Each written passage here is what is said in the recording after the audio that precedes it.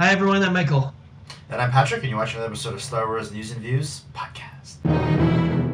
Today we'll be talking about the backlash towards The Last Jedi.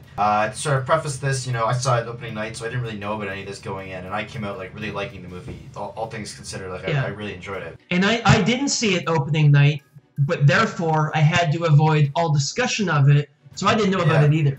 So it was weird because after seeing it, the next day I was just on this high. I just really loved the movie. I went into work and my coworkers were like, "Oh, how did you like it?" I was like, "Oh, I loved it. It was so good." And one of my friends was like, "Oh yeah, my coworker ended up seeing it. He didn't really like it that much." And I was like, "Oh really? That's weird. I assumed everyone would love that movie. I thought it was fantastic."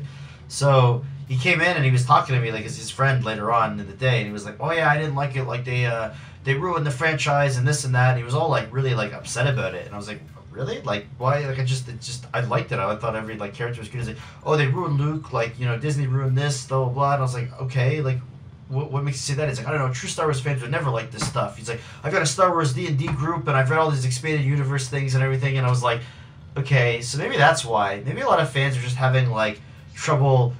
Changing their idea, his idea of what he thought it was going to be like in the expanded universe, and these ideologies of how great Luke would be after the original trilogy, and it was just really hard for people to accept that he could be a flawed character. Yeah, I think the sort of backlash hits the hardest of hardcore fans the most, the people who are all into the expanded universe and have kind of grown up with that and are used to all these stories about this heroic image of Luke. And not that he didn't have struggles in the expanded universe, there's a whole Dark Empire storyline where he falls to the dark side straight up and rules the Empire. But yeah, I think a lot of the hardest of hardcore fans, not that I'm saying they're closed-minded or whatever, but I think it's hardest for them to accept a total reinterpretation, a total rewrite, because even there's a fan petition to get this decanonized. And I think that says a lot, that they're so locked into... Yeah, and it seems overall, to be honest, the more I see online and the more stuff, I only hear really more positive things than negative. But if you look at the review scores on things like Metacritic or Rotten Tomatoes, they're all ones and zeros, which is completely... come on! That's ridiculous. I know some people are "Oh, I'm going to give it a 10 because I liked it a lot." It's yeah, I guess that inflates it a bit, but you shouldn't give the movie a 0. It's a watchable, entertaining, visually appealing movie that's coherent and tells a story. It wasn't levels of prequel bads in the sense that there are parts that are kind of almost unwatchable and cringeworthy in the prequels. I don't think there was anything that was just terribly done in this, Yeah. There was no Jar Jar Binks character that just kind of ruined it, essentially. See, it's interesting though, these last two episodes, 7 and 8, they've largely been a meta-commentary about the Star Wars legacy itself. The Force Awakens kind of played into the fandom by giving them sort of the films that fans wanted, more or less. It did take some chances because you didn't have Han, Luke, and Leia going around being heroes together, which would have been the fanfic version. But it checked all the right boxes. It was a fun love letter to Star Wars. And this is a meta commentary on the Star Wars legacy by going against the fan expectations. And of course that's going to ruffle a few feathers. And but how are you going to make an entertaining movie without having twists and having some sort of character, arcs that change and flawed characters and stuff? You have to have some sort of it has to change something. It has to be unexpected. Otherwise, it's not really all that much fun. I think what happened is also the fans became so obsessed with so many of these questions about who were Rey's parents and who was Snoke and all these things that Rian Johnson wrote this before Force Awakens was released. And I think fans kind of inflated all these fan favorite theories so much that they got so locked into it has to do this and it has to answer this. In that sense, not answering who Snoke was at all. It's it almost doesn't really matter because Snoke isn't really the main villain of the series, Kylo Ren is, right? Mm-hmm. You barely see Snoke at all in Episode 7. You barely see him in Episode 8 too. Only really his only role was to make scenes.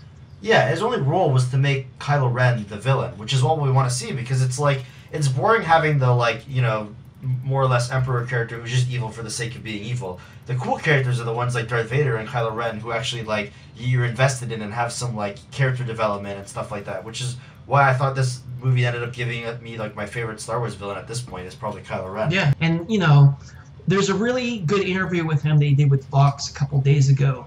Yeah. And he said, when your job is to make a good movie, and making a good movie means drama, and drama means throwing roadblocks in the way of the easy answers and the expectations.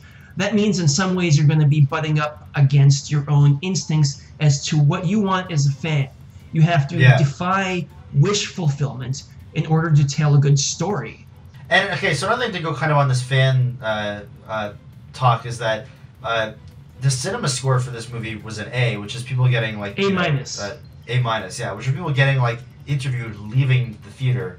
I think, all things considered, like casual moviegoer fans enjoyed it. I think that like a lot of my friends who are Star Wars fans, maybe not like really invested into the expanded universe type of Star Wars fans, but fans enough that they enjoy reading the comic books, you know, which are still part of the expanded universe, watching the films together and talking about it and everything. Like they all enjoyed it too. Like I don't really see anybody that I know just like outright hating it. So that's interesting that you mentioned the cinema score, because there's been a lot of articles that have come out in the last, like really recently, like since like the today even, are people claiming to have manipulated the Rotten Tomatoes score, because the Rotten Tomatoes score from critics is 92%.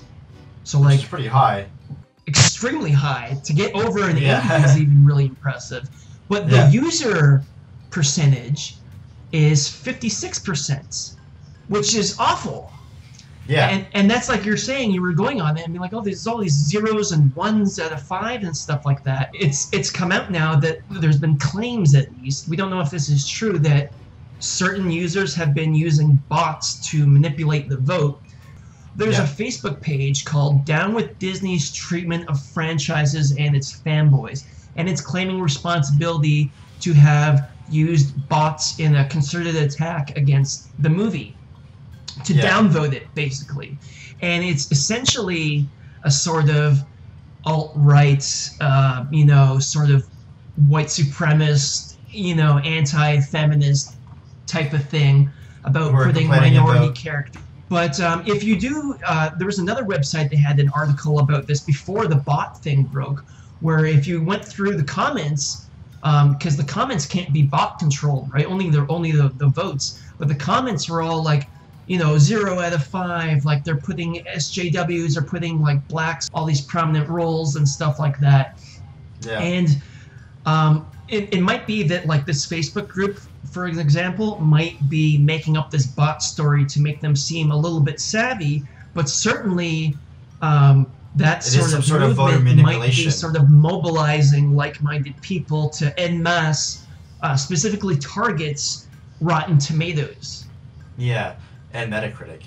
However, we don't see that much of a change in the IMDb like voting scale. Right now it's sitting at a 7.8 out of 10, which is pretty good. So it's 92% of Rotten Tomatoes. That's the ratio of recommendations to non-recommendations. That's not the actual rating.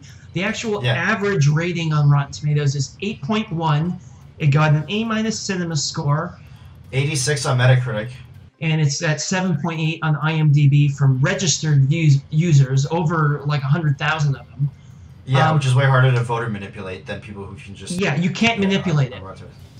But having said that, I do think that, you know, the audience score, because of some legit fan backlash about, you know, going in a different direction, and for sure there would be downvoting just legitimately. Right, I can understand people having a problem with the movie. Again, I just don't think it should be like 0s and 1s out of 10 unless you're just like trying to make a statement. Yeah, like, but it's interesting that there also is now this added twist, which is partially true about sort of alt-right groups trying to hijack it. But if you look at but specifically targeting Rotten Tomatoes, because if you look at all the other scores, the other ways of measuring audience reaction, it's more or less consistent. Yeah. And I'd have to say that, like, I've seen some people even criticize it, like, on Reddit and stuff, and being like, oh, you know, I didn't like it, my first, like, reaction to seeing it, but I do want to see it again either way. And it's like, see, that's kind of someone who I think is more true to disliking the movie, being like, okay, well, I didn't like it the first time I saw it because of certain things, but I'll give it a second chance. And it's like, yeah, I can understand that, because, like, you know, maybe you just, like, maybe all these expectations made you not like the first viewing of it. Yeah, well, and also, like I said before, I think that's a bit different than, like, the prequels, where it's like, because people were saying the same thing when the prequels came out. Like, I think you need to see it again, but because they were in kind of denial that it was a bad movie. The Last Jedi is not a bad movie in the sense of its construction and the acting and the stuff like that. It's like not what people were expecting, and I think that's a totally different thing. And even like the way Rian Johnson filmed it, like. And like the scene where like Rey is meditating and she's saying, "Oh, I see life and I see death" and stuff like that. And there's all these weird camera angles of like grass growing and stuff like that. Yeah, but it's done in a very different style. So it definitely is the most out there Star Wars film to date. And I think that's why, like, yeah, it's interesting to see how this film is going to be reappraised in like 5 years from now. Yeah, those people. Yeah. And it makes me wonder now, you know, how much this is going to affect J.J. Abrams, because he made this pitch to Bob Iger for Episode 9, like on the Friday that Last Jedi came out. This is the thing, it's like Star Wars fans are very passionate, and if there's a, you know, even if it's only 25% segment of the fan base, and like I said, I think that type of backlash affects the hardest of hardcore fans the most, and so they're going to be super duper vocal about it. So I think it's kind of making it seem like a bigger deal than it is, because like I said, if you look at all the other scores, they're more or less consistent in that sort of 8 out of 10 range. So I guess for everyone watching, leave your comments, hopefully civil ones, about anything you have to add about this discussion. If you didn't like it, feel free to comment below and tell us why, because me and Patrick both liked it. I think we're both in agreement that we really liked it. I'd be more interested in hearing what you think about fans' reaction to it, even than your own reaction to the movie itself. Because I want to know like what other people have theorizing why fans might dislike it more or less. Because a lot of us are trying to think about it. This whole video is us talking about it, but I still don't really know the true answer to it yet. So, anyway, guys, thanks for watching, and we'll see you next episode.